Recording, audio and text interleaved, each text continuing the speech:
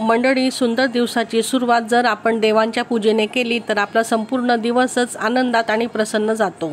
पण तुम्हाला माहिती आहे का की देवघरात या 5 मूर्ती कधीच ठेवू नयेत। शिवलिंगासोबत नाग जर का असेल तर अशी मूर्ती आपल्या देवघरात कधीही ठेवू नका। नागविरहित शिवलिंग आपल्या देवघरात ठेवावे। तसेच देवघरात 2 शिवलिंगही कधीच ठेवू नयेत। लक्ष्मी मातेची उभी मूर्ती देवघरामध्ये कधीच ठेवू नये। अशी मूर्ती देवघरात ठेवल्यास धनाची हानी होते आणि अशा घरात पैसा टिकत नाही। कमळावर बसलेली हसरे भाव चेहऱ्यावर असणारी मूर्ती देवघरामध्ये माता लक्ष्मीची आपण ठेवावी आणि नित्यनेमाने पूजन करावं। शक्य तेवढं शनिदेवांची मूर्ती किंवा फोटो देवघरामध्ये कधीच ठेवू नये, यामुळे आपल्याला दोष लागतात। पूर्वजांचे फोटो देवघरात ठेवून त्यांचे पूजन कधीच करू नये। तुम्ही त्याऐवजी दुसऱ्या रूममध्ये ते फोटो दक्षिण दिशेकडे तोंड करून नक्कीच लावू शकता। असं केल्याने पितर प्रसन्न होतील, कारण दक्षिण दिशा ही पितरांची दिशा मानली जाते। तसेच राहू आणि केतूची मूर्ती ही कधीच आपल्या देवघरामध्ये ठेवू नये, कारण राहू आणि केतूचे पूजन नवग्रहांसोबतच केले जाते।